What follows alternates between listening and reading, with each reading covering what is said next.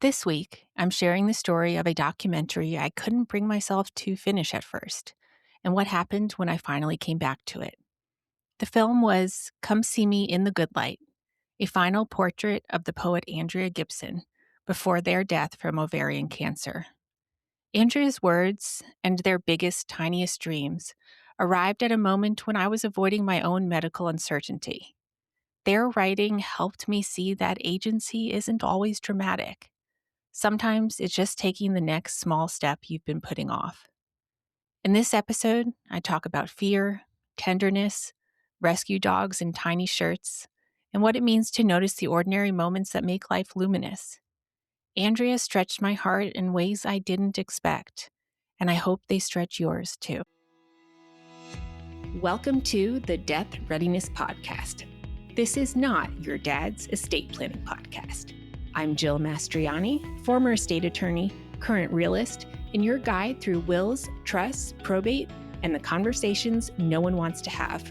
If your Google search history includes, "Do I need a trust?" What exactly is probate? And am I supposed to do something with mom's will? You're in the right place. I release a new Friday episode every other week, and these Friday episodes are a little different. They're less about estate planning and more about what it means to stay awake to your own life, even when things feel hard or uncertain or bigger than you can hold. This week's episode began with something small and unexpected.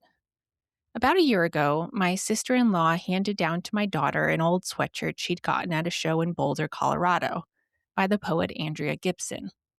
At the time, it barely registered. I didn't know who Andrea was, and truthfully, poetry has never really been my thing. Then, this summer, I saw the news that Andrea had died.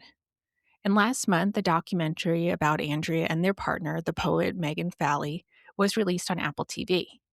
My husband and I subscribed for a month just to watch it. We sat down a couple of weeks ago to start it, but we didn't get far before we hit pause. Not because it was too sad, but because it felt too close to home. In 2020, I was diagnosed with thyroid cancer. Surgery cured it, and I'm very grateful for that.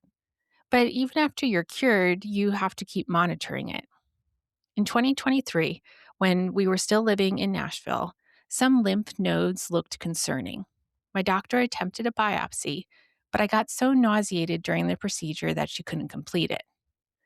Then we moved to Michigan, and it took time to get established with a new endocrinologist. By the time I finally did, an ultrasound showed two very large, very concerning nodules. I got that result in my inbox before my appointment. When the nurse came into the exam room, she hadn't reviewed the report yet. I watched her read it for the first time, watched her face shift from neutral to alarm. Then the doctor came in and reacted the same way. I tried to schedule a biopsy, but the earliest appointment was months away. My doctor managed to get me in earlier, December 27th, my mother-in-law's birthday. She happened to be visiting, which is why I remember it so clearly. I laid my body on the table, terrified. The last biopsy I'd had was one of the most painful experiences of my life. A needle in the neck, pain radiating all the way into my teeth. The doctor used the ultrasound to find the nodules, but she couldn't. She brought in someone else, still nothing.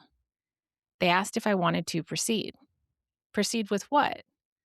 There was nothing to biopsy. After that, I followed up with my endocrinologist. She didn't seem particularly interested in figuring out what had happened, why one ultrasound showed two large nodules and another showed nothing. I already had concerns about her care, and that was the last straw. I never went back. I was supposed to get imaging every 3 months after that. I didn't. That was December 2024. So when we started watching Andrea's documentary, everything I had pushed away, fear, procrastination, overwhelm, came flooding back. It was too much.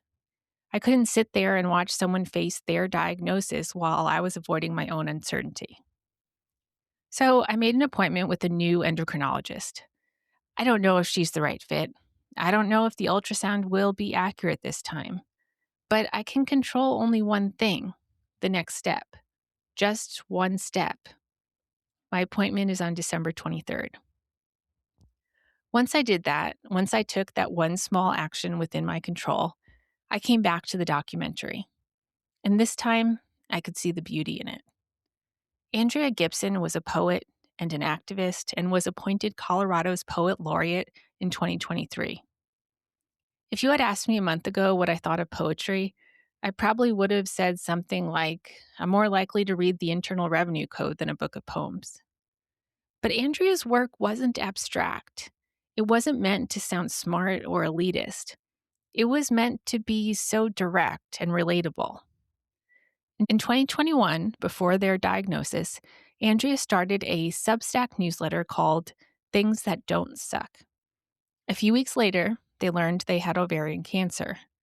Their first reaction was, what a terrible time to be committed to writing about what doesn't suck. And then, almost immediately, they shifted their perspective and said, what a perfect time.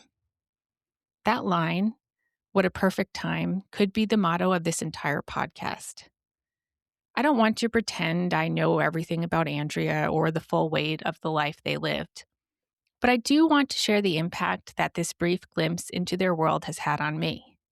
And it started with a bucket list of little things, what Andrea called their biggest, tiniest dreams. In the documentary, you hear Andrea reading the list aloud while you watch scenes of Andrea actually living those dreams. And it's powerful in that subtle, disarming way that rearranges you before you even notice it happening. Here are just a few of the items on Andrea's bucket list. To mend a friend's clothes with my grandmother's thimbles. To decoupage my piano with love poems. To be the safe place my oldest dog buries her best treats beneath. To hold the hospital's elevator door open for a stranger minutes after I've received hard news. To be kind to the neighbor who hasn't yet learned to be kind to me. To thank the nurse too many times. This list wasn't about skydiving or scaling mountains. It was about stepping into your own life, paying attention, noticing the small moments, and letting the ordinary feel meaningful again. In another newsletter, Andrea wrote, I love scared rescue dogs who can't live in homes with small children. That one stopped me. I felt instantly understood by someone I'd never met.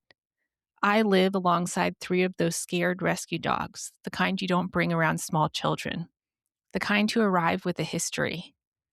And I love them fiercely, especially the littlest one, the most anxious one, the one who came to us biting because he didn't know any other way to communicate. When he finally stopped biting and started growling instead, when he found a safer way to say, I don't like that, we celebrated like he'd won a medal because he was finally using his words. Andrea continued in this same newsletter. I love the kids in junior high talent contests who always forget their lines. I love the nervous love in their parents' chests. If you've ever had a child in a middle school talent show like I have, you know exactly what that phrase means. That nervous love isn't just in your chest, it's in your bones. And somehow Andrea reached right into that experience and named it perfectly. How did they know? I don't know how Andrea saw so deeply into people they never met. But I do know this. Something about the way they noticed the world made so many people feel seen in return.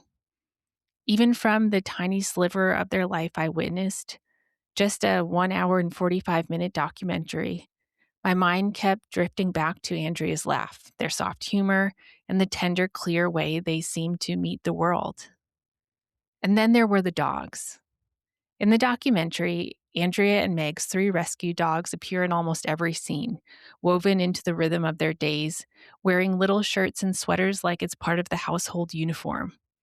And the funny thing is that I'm someone who normally rolls my eyes at dogs and clothing.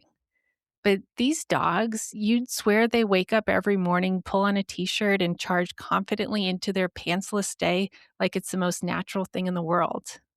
It still makes me smile just thinking about it. There's a moment in the documentary when Andrea asks, why write a poem that's over somebody's head? Or worse, over somebody's heart?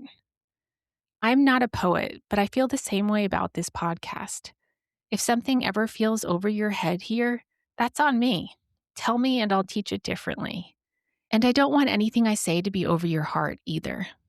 But if it stretches your heart, if it pulls at something tender and asks it to grow, then I think I'm doing something right.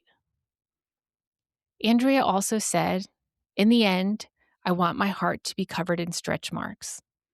And honestly, I do too. Estate planning teaches us that life is finite.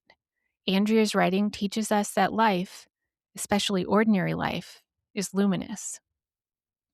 Those two truths belong together. There's so much I don't know about Andrea Gibson. Today's episode is as much an introduction for me as it may be for you. But their words moved me. They nudged something awake in me. They reminded me that agency isn't always dramatic. Sometimes it's as small as scheduling an appointment you've been avoiding for a whole year.